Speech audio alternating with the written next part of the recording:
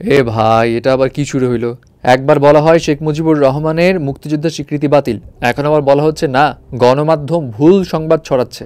মানে কেন বাতিল করা হয়েছিল, কোন সংজ্ঞার ভিত্তিতে, সেই টপিকসেও আসি। বাট আরেকটা শকিং বিষয় কি জানেন?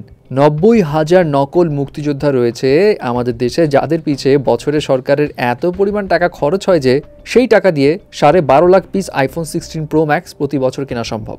বিষয় হলো, গতকাল থেকে একটা খবর বেশ আলোড়ন সৃষ্টি করে, সেটা হচ্ছে নতুন মুক্তিযুদ্ধের সংজ্ঞা অনুযায়ী শেখ মুজিব রহমান এখন থেকে আর বীর মুক্তিযোদ্ধা নন, বরং তিনি মুক্তিযুদ্ধের সহযোগী। শুধু তিনিই নন, সৈয়দ নজরুল ইসলাম, তাজউদ্দিন আহমেদ সহ আরও 400 জনকে এই ক্যাটাগরিতে আনা হয়েছে।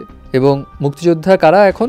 যারা 1971 সালে যুদ্ধের প্রস্তুতি নিয়েছে, ট্রেনিং নিয়েছে, ডিরেক্ট ফাইট করেছে, এবং যে সমস্ত নারীরা সম্মান হারিয়েছেন, প্লাস যে সমস্ত ডক্টর, নার্স মুক্তিযুদ্ধে যারা আহত ছিলেন তাদের চিকিৎসা করিয়েছেন, তারা সবাই মুক্তিযোদ্ধার অন্তর্ভুক্ত। সো এটা নিয়ে অনেকের অনেক রকম মতামত ছিল, বাট এর মাঝে এখন আবার মিডিয়া রিপোর্টস থেকে জানা যায়, মুক্তিযুদ্ধ বিষয়ক মন্ত্রণালয়ের উপদেষ্টা ফারুকি আজম জানিয়েছেন, শেখ মুজিবুর রহমান সহ জাতীয় 4 নেতা সৈয়দ নজরুল ইসলাম, তাজউদ্দিন আহমেদ, মোহাম্মদ মনসুর আলী ও AHM কামরুজ্জামান মুক্তিযোদ্ধা হিসেবেই বিবেচিত হবেন। তিনি বলেন, মুজিবনগর সরকারে যারা ছিলেন তারাও মুক্তিযোদ্ধা হিসেবে বিবেচিত হবে, যারা সশস্ত্রভাবে মুক্তিযুদ্ধ করেছে, যারা পরিচালনা করেছে, তারাও মুক্তিযোদ্ধা। গণমাধ্যমে মিসলিডিং হয়েছে, তার মানে তিনি বলতে চাচ্ছেন যে গণমাধ্যমে এখানে একটা ভুল সংবাদ প্রচার করা হচ্ছে।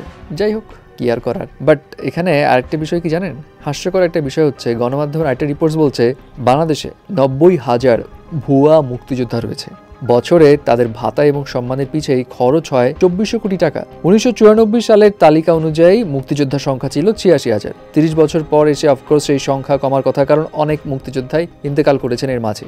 আনফর্চুনেটলি 2024-এ এসে সেই সংখ্যা বেড়ে দাঁড়ায় 2,08,050 জন। অর্থাৎ 30 বছরে প্রায় 1,22,000 নতুন মুক্তিযোদ্ধা অ্যাড হয়েছে। এবং মুক্তিযোদ্ধা মন্ত্রণালয় ইতিমধ্যে 90,000-কে ভুয়া মুক্তিযোদ্ধা হিসেবে চিহ্নিতও করেছে। এবং তাদের যে ভাতার হিসাব সেটা একটু বলি। প্রতি মাসে ভাতা পান 20,000 টাকা, 2 ঈদে পান 10,000 টাকা, 26শে মার্চ 5,000 টাকা, বাংলা নববর্ষে 2,000 টাকা। সর্বনিম্ন বার্ষিক ভাতা 2,67,000 টাকা। তো এই ডাটার ভিত্তিতে 90,000 ভুয়া মুক্তিযোদ্ধার পিছনে গড়ে তাহলে কত খরচ হচ্ছে? 2400 কোটি টাকা বস, ভাবা যায়?